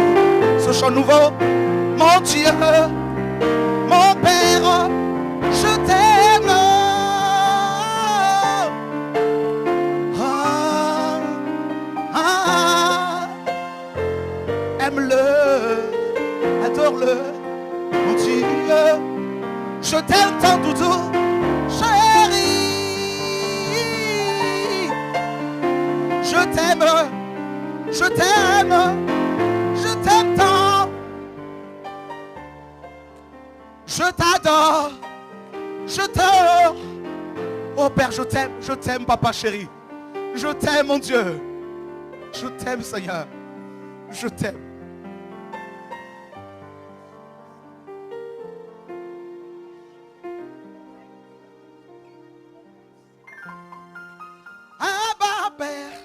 Abba Père.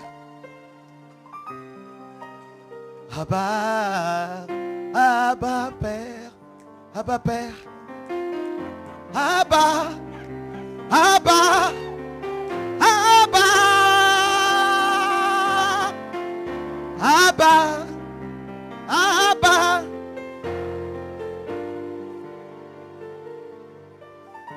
Rabbi, Rabbi, je te choisis, mon Dieu, mon roi. Seigneur, j'ai choisi de marcher avec toi, Seigneur. C'est parce que tu l'as choisi avant moi. Et oui, je dis oui à ton appel, Seigneur, mon Dieu. Parce que nous t'aimons, nous voulons parler de ta part. Nous voulons proclamer ta parole. Nous voulons annoncer ton retour. Nous voulons annoncer ton règne. Nous voulons sortir de nos péchés, sortir du système des hommes pour aller vers toi, pour aller à ta rencontre, Seigneur, mon Dieu. Même si on nous lapide, même si on nous tue, Seigneur, nous n'allons pas baisser les bras. Jamais. Je n'abandonnerai ta parole.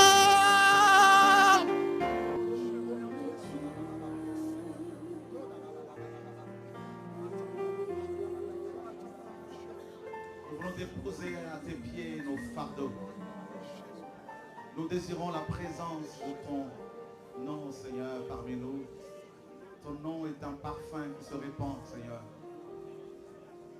Nous voulons payer le prix. Nous voulons payer ce prix, Seigneur. Quel que soit le rejet, nous voulons payer ce prix pour, Seigneur, demeurer dans ta présence, pour demeurer dans ton amour, pour demeurer, Seigneur, dans ta parole. Nous voulons, comme Abraham, Seigneur, aller vers la cité céleste, celle dont Dieu est l'architecte et le constructeur. Cette cité inébranlable. Seigneur, nous voici. Nous voici, Père. Nous voici, Papa.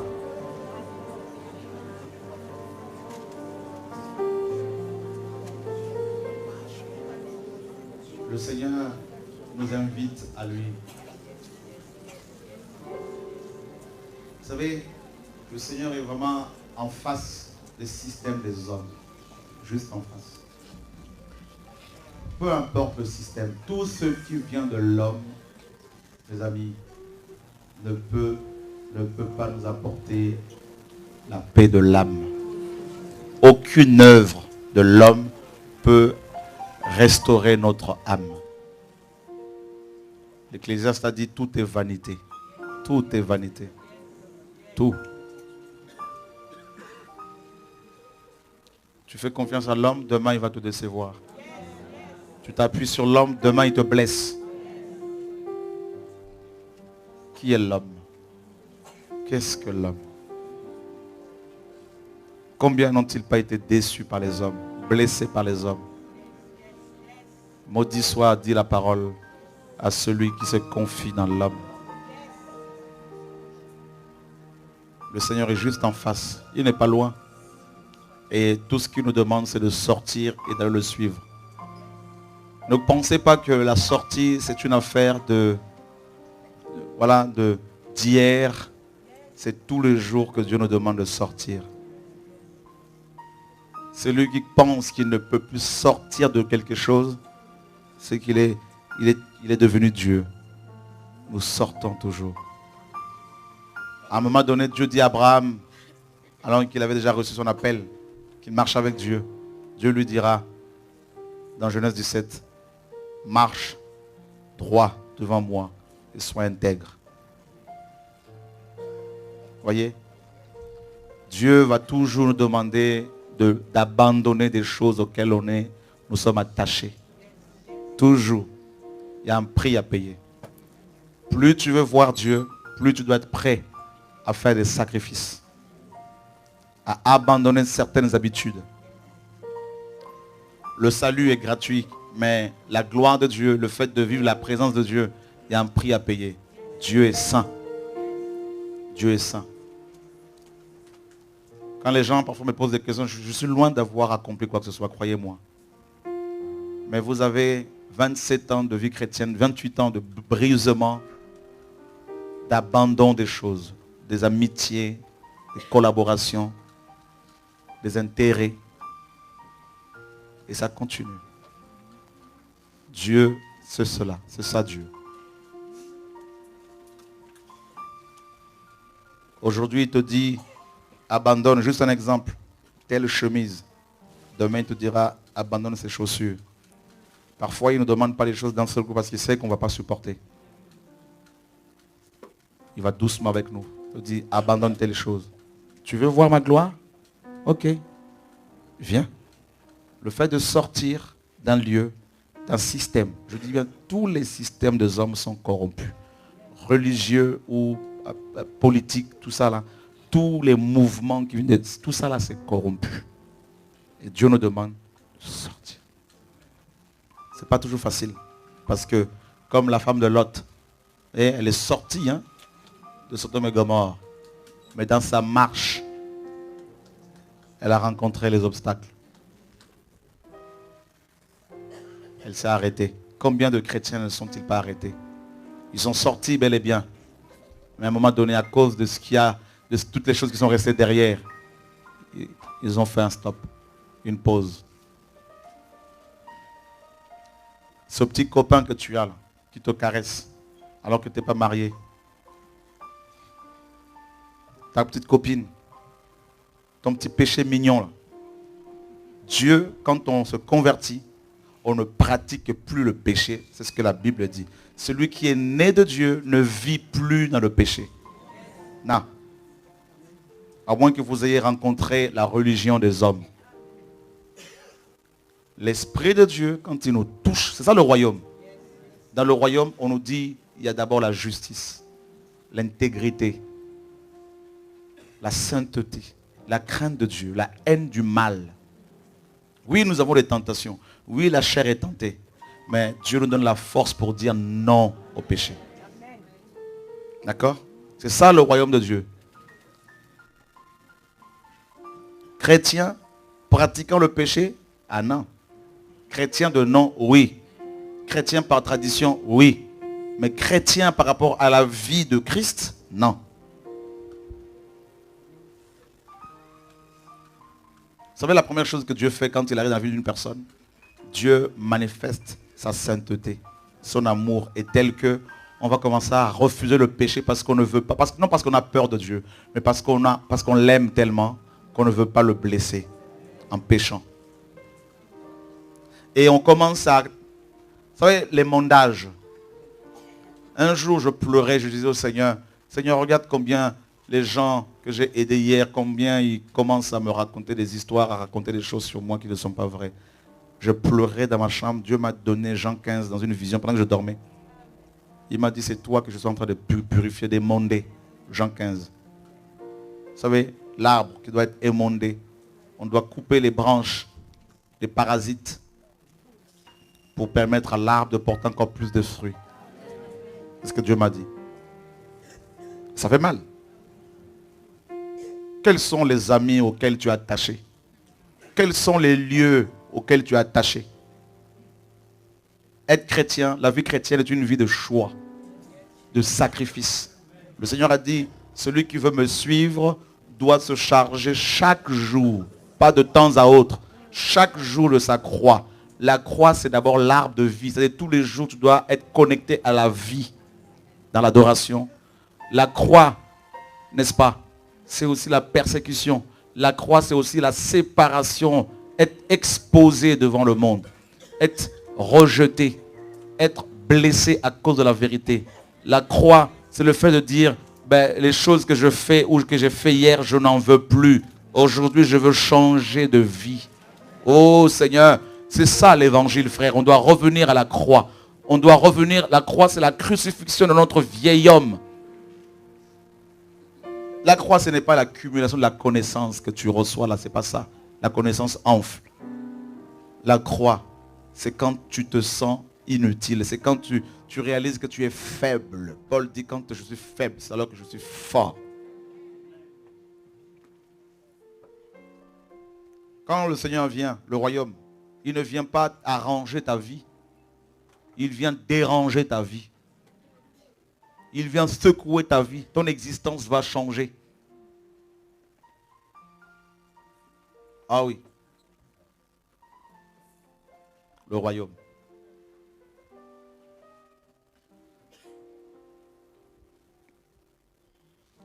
Quand il m'a touché, j'étais en train de conduire. J'avais tellement de péchés, de femmes à gauche, à droite. La présence du Père est tombée sur moi, je me rappelle ce jour-là. Oh, j'étais tellement jeune, j'ai commencé à pleurer comme un enfant. Personne ne m'a dit abandonne le péché. Personne. Quand tu es touché par le royaume de Dieu, par le roi des rois, tu n'as pas besoin qu'un pasteur, qu'un prédicateur te dise ce que tu fais, c'est le péché. L'Esprit de Dieu t'enseigne ces choses. Toi-même, tu prends ta cigarette, tu l'écrases. Toi-même, tu prends tout ça, là, toutes les choses, les films porno, tout ça érotique, tu le balances, tout ça. Là. Tout ce qui ne donne pas gloire à celui que tu aimes, Yeshua, ton Dieu, ton Père, notre Seigneur Père. Tu dis, fini. Tu n'as pas besoin d'un enseignant humain d'abord. Non. C'est pour cela les vrais convertis, quand vous les rencontrez, alors que certains n'ont jamais lu la Bible, mais ils vont commencer à vous parler de la Bible. Ils vont vous dire, mais Dieu me dit de ne pas faire telle chose. Et c'est là que souvent on va dire, mais c'est écrit dans la Bible. Ah bon? Je ne savais pas. Ben oui, parce que la loi de Dieu est spirituelle. Mes paroles sont esprit et vie. Dieu l'imprime, n'est-ce pas, dans notre conscience. On reçoit la semence de Dieu, la vie de Dieu. Et automatiquement, tu as le discernement sur les faux pasteurs et les vrais. Tu le sens quand quelqu'un n'est pas de Dieu. Ton cœur, là, tu sens qu'il y a comme une irritation quand tu approches la personne. C'est qu'elle n'est pas de Dieu parce que l'esprit atteste à ton esprit que tu es enfant de Dieu.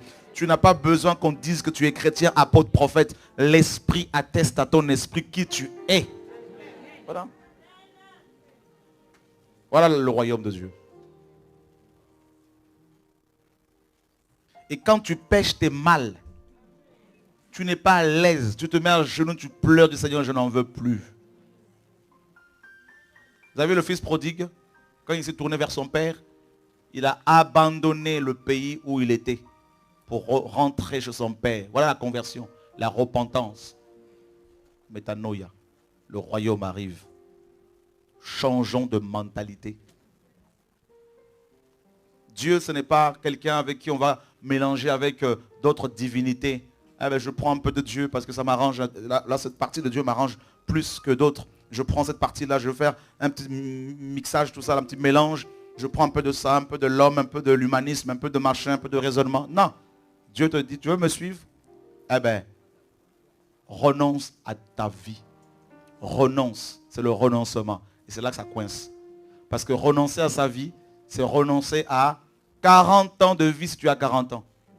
C'est renoncer à tout ce que tu as reçu hier. Et ce n'est pas toujours facile. Parce qu'on est accroché à nos vies.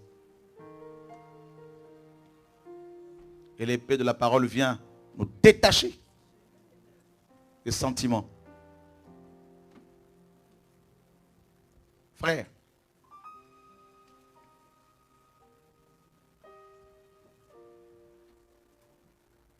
Dieu me prend, il me brise le royaume. Il te prend, il t'enferme, il te taille. Tu pleures, tu gémis, il te façonne. La sanctification, on en veut, non? La sanctification égale la souffrance. Sanctifier, la sanctification égale la séparation. Le mot Kodesh en hébreu, qui a été traduit par saint, sainteté, consacré, mis à part, signifie aussi séparé. Séparé. La mauvaise compagnie corrompt les bonnes mœurs. Dieu vient avec l'épée, te sépare. Ah Seigneur. 20 ans d'amitié, te sépare. Parce qu'il sent que cette amitié va t'induire en erreur. Lot, Abraham, séparation. Voyez? Un jour, j'allais prêcher quelque part. Je m'apprêtais à mettre un t-shirt. C'était une marque comme ça, que beaucoup connaissent. Dieu me dit, je ne veux pas que tu mettes ça. J'ai entendu clairement sa voix. J'ai pris ce t-shirt, je l'ai rangé quelque part. Et je voulais l'offrir à quelqu'un. Dieu me dit, ce qui n'est pas bon pour toi ne l'est pas pour les autres. Dieu me dit, tu vas parler devant mon peuple. On va voir le nom d'un homme là. C'est pour glorifier l'homme. L'homme, qui est l'homme? De la poussière. On doit mourir. Vous savez, si vous n'avez jamais goûté à la mort, vous ne pouvez pas comprendre l'évangile.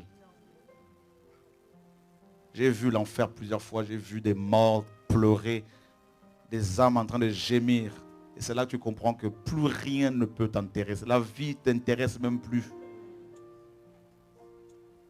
Tu peux être devant des riches, des pauvres, des hommes politiques. Il y en a qui viennent là, des généraux qui viennent, des colonels, des gens très influents. La dernière fois, c'était le ministre d'un pays africain qui était venu, 2 ministres. Et ils te prennent pour un fou parfois parce que tu leur dis votre argent ne m'intéresse pas. Vos titres ne m'intéressent pas. Vous devez vous changer de comportement. Vous devez vous repentir. Non, on acclame le Seigneur, bien sûr. Attendez. Il faut que nous comprenions que nous sommes de la poussière. Que ton corps, là, c'est de la poussière, de la pourriture. Comme une fleur, si elle tombe, là, elle va se faner. On va marcher sur ta tombe. Des vers de terre vont manger ton corps, vont manger mon corps. Nous sommes rien.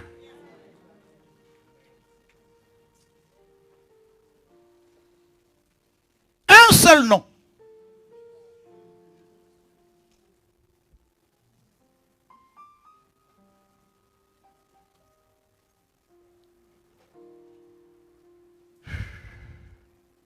Je disais la fille d'un président africain. Je disais, tu changes de comportement. Ce n'est pas ton argent que tu as, des millions que tu as qui m'intéressent. Elle m'a pris pour un fou, elle a disparu. Une autre qui vient, fille d'un président africain pareil, change ton attitude, tu es dans l'impudicité. Si tu continues, c'est l'enfer. Les gens ils disent, mais c'est comment? Mes amis, vous pensez quoi? Il nous faut aller à la montagne. Ceux qui veulent être sauvés. La montagne. Quand j'ai vu le ciel, non, la Nouvelle Jérusalem, la montagne de Dieu, Dieu m'a fait la grâce de marcher dans les rues de cette ville sainte, avec cet ange qui me faisait visiter cette ville. Elle n'est pas encore habitée, c'était magnifique. Il faut voir les rues dans cette ville, les avenues. Mais c'est terrible, la paix qu'il y a là-haut. Il faut voir les saints qui sont parvenus à la perfection. Comment ils sont dans le bonheur, dans la paix, dans la joie. Dans la maison du Père.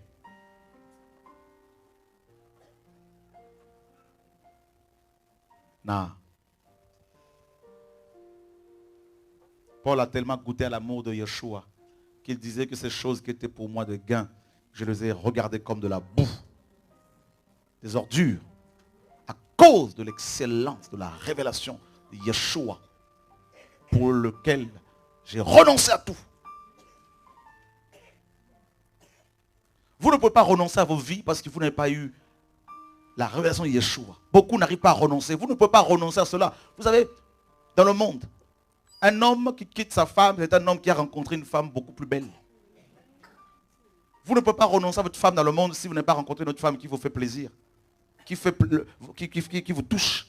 C'est comme ça que ça se passe. On peut vous prêcher sur le renoncement matin, midi, soir. Ce n'est pas pour autant que vous allez abandonner le péché. C'est impossible.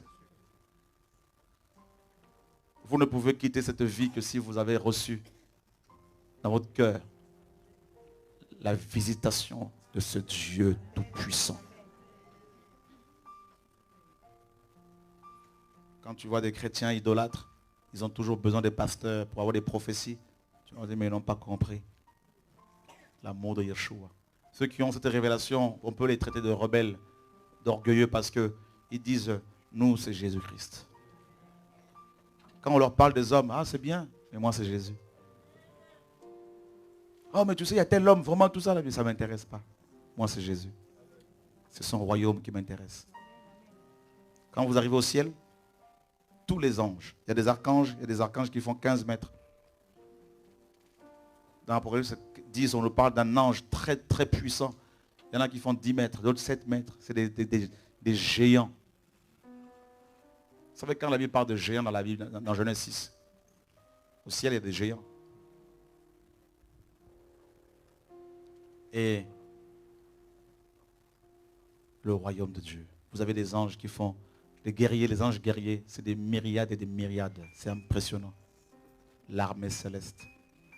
J'ai vu ces armées, ces anges, avec une seule. Vous savez, ils font ça là, vous êtes écrasés, tellement qu'ils sont forts. J'étais là en train de les observer. Ils avaient tous des sourires. Je leur disais, mais vous existez, le ciel existe. Oh Seigneur, c'est beau. Et les anges adorateurs, les séraphins, les chérubins, ils sont autour du trône en train d'adorer. Mes amis, oh quelle grâce, quelle gloire, le royaume du Père. Et notre papa lui-même est assis sur son trône. Il faut voir, mes amis, les yeux du Père, sa gloire. Des éclairs, des coups de tonnerre retentissent. Il y a une activité dans le trône et autour du trône. Et ces anges puissants en parole, puissants en œuvre, sont à genoux sur le ventre devant le Père des esprits, des prophètes. Ces anges. Et nous les élus, nous sommes sur le trône avec le Père céleste. Jésus de Nazareth.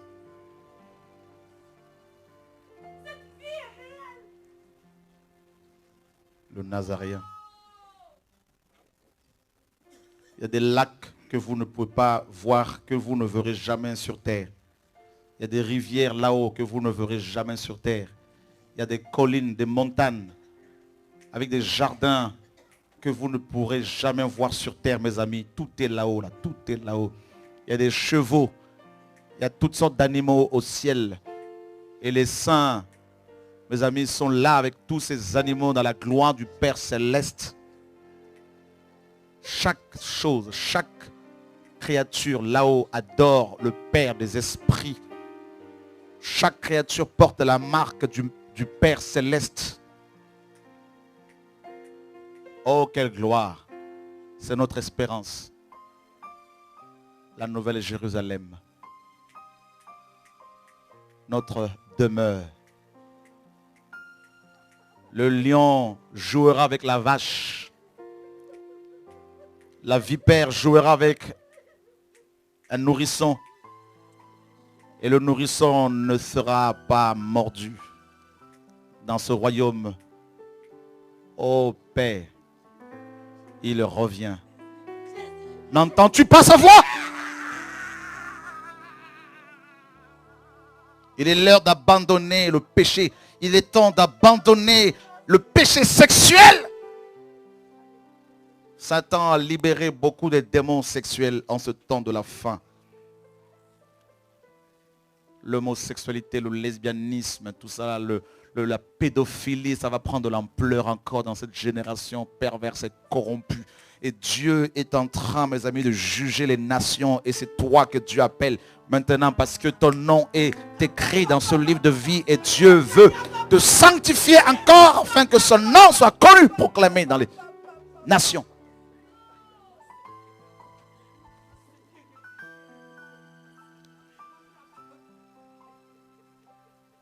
Frères, sœurs,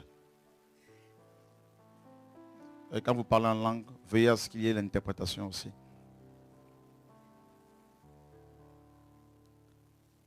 Oh Dieu d'Israël, nous sommes fatigués, on nous a trop parlé de la terre. On nous a trop parlé des îles où il y a des plages, il y a tout ça là. On y est allé, on n'était pas satisfait. On a dépensé des milliers d'argent pour aller ici et là. Et au retour, on avait quoi? Rien. Toujours le même problème, même maladie, même souci, même train de vie. Et voici le message. On vous parle du ciel. Vous mourrez un jour. Vous irez où? Vous pensez aller où? Le ciel t'attend, toi qui cherches Dieu. Le ciel t'attend. Mais toi qui ne veux pas de Dieu, c'est le bas, c'est l'enfer, c'est les régions inférieures de la terre. C'est le lac de feu qui t'attend. Mais aujourd'hui, tu peux encore te racheter. Aujourd'hui, tu peux encore venir vers Dieu. Aujourd'hui, tu peux dire au Seigneur, je veux abandonner la sorcellerie, le péché sexuel. Je ne veux plus du mensonge. Je ne veux plus vivre dans le péché dans lequel j'ai vécu pendant des années. Seigneur, sauve ma vie, sauve-moi de l'enfer, sauve-moi du péché, sauve-moi.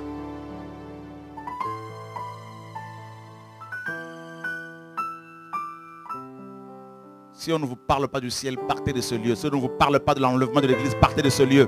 Si on ne vous parle pas de la trompette qui va retentir bientôt, sortez de ce lieu. Si on ne vous parle pas de Jésus de Nazareth, votre Dieu, votre Seigneur et Sauveur, notre Seigneur et Sauveur, quittez ces lieux. Si on vous prêche les hommes, les églises, partez de ce lieu. Si on vous parle de l'argent matin, midi, soir, partez de ce lieu. Sauvez-vous de cette génération. Personne ne peut vous sauver si ce n'est Dieu et vous-même. Sauvez-vous, c'est vous, c'est à vous de prendre la décision de sortir et de suivre Dieu. C'est à vous, à vous. La guerre va éclater.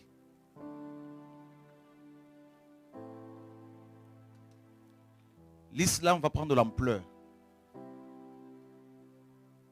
La troisième guerre mondiale est une guerre entre l'islam et l'État d'Israël. Entre les deux enfants d'Abraham, Ismaël et Isaac. C'est ça que vous devez comprendre. Et c'est cette guerre-là. Le paroxysme de cette guerre, c'est la grande tribulation.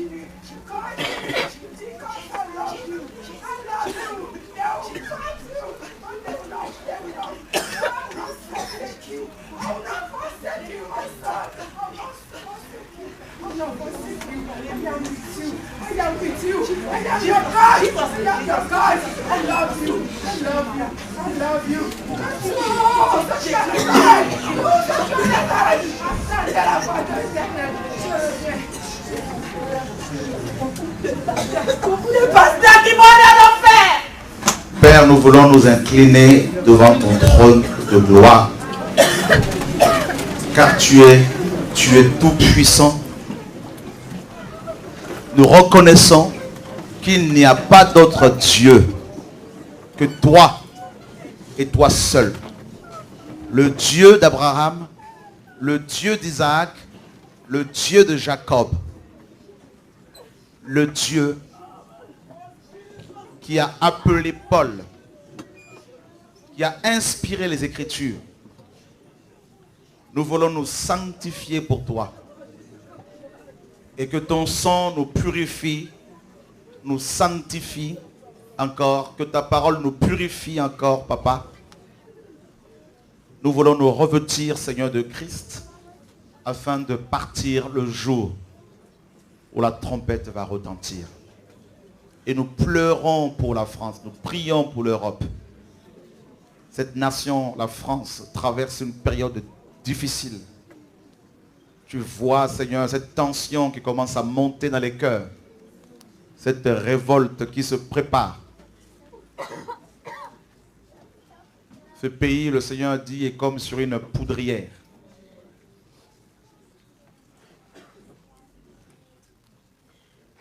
Et je vois des foyers de feu partout. Partout.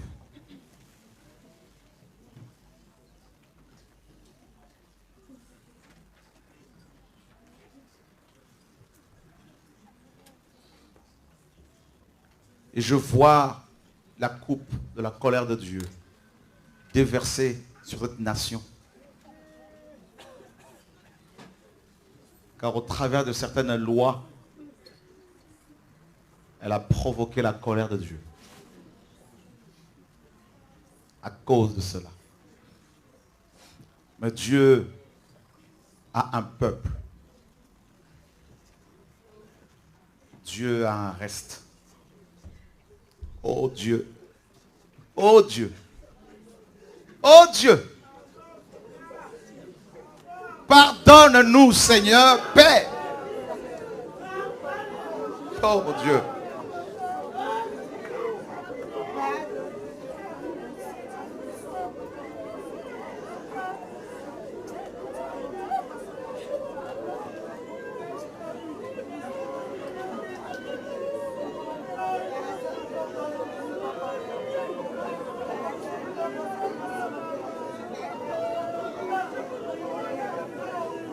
Nous implorons ta miséricorde, Seigneur. Nous implorons ta grâce. Seigneur, ce peuple, cette nation. Seigneur, dans cette nation, il y a des hommes et des femmes qui te désirent, mon Dieu. Qui te cherchent, Père.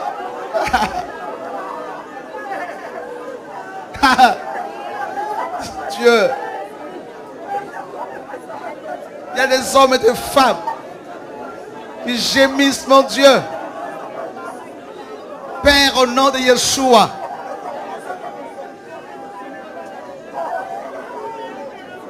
Oh Dieu.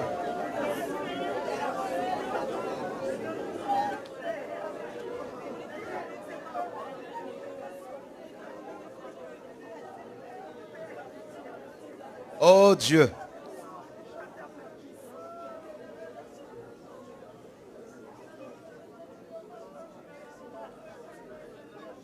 Ta miséricorde, ta grâce. Il y a un peuple qui attend ton retour dans cette nation. Cette nation a ouvert ses portes pour recevoir tes élus. À cause de cela, Seigneur, souviens-toi d'elle. Au nom de Yeshua. Au nom de Yeshua. Seigneur, tu peux toucher les cœurs. Tu peux réveiller ton peuple.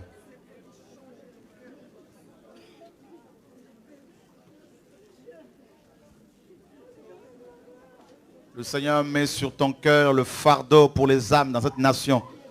Dieu te donnera des songes et des visions pour aller voir les hommes, les autorités, pour parler de sa part. Dieu t'a donné la vision d'aller sur les marchés pour annoncer l'évangile. Tu dois le faire. Dieu t'établit comme une sentinelle afin d'avertir les autres. Tu dois le faire.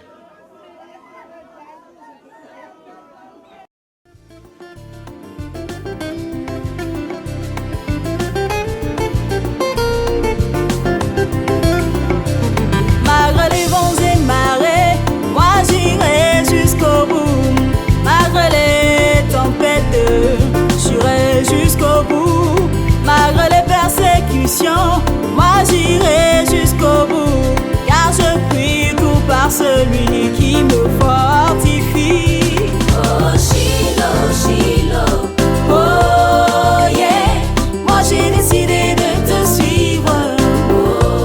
Oh Shiloh, oh Shiloh, Shiloh, Shiloh, oh yeah, moi j'ai décidé de te suivre.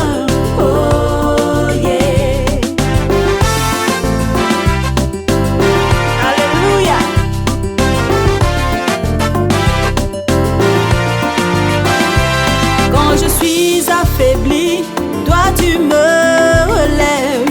Quand je suis attristé, toi tu me consoles.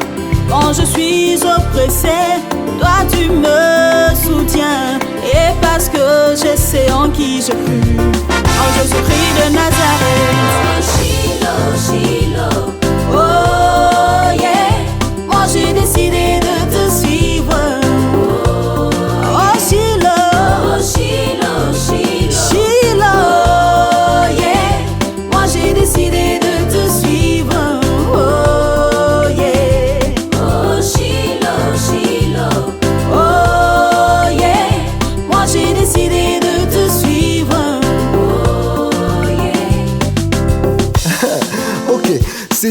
le chemin, la vie et la vérité, n'est-ce pas? Oui. Ok. Là, c'est la parole. Maintenant qu'il te conduit, est-ce que tu crois vraiment que ce monde pourra encore te séparer de son amour? Oh non.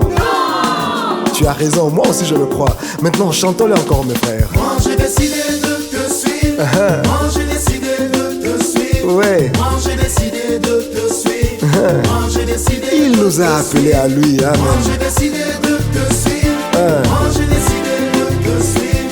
Moi j'ai décidé. Ok, maintenant ensemble nous allons reprendre le refrain. Alléluia, come on, oh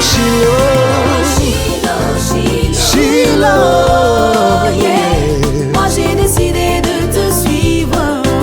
jusqu'au bout j'irai avec toi. Shiloh, yeah. Décidé de te suivre. Encore, come on, jusqu'au bout.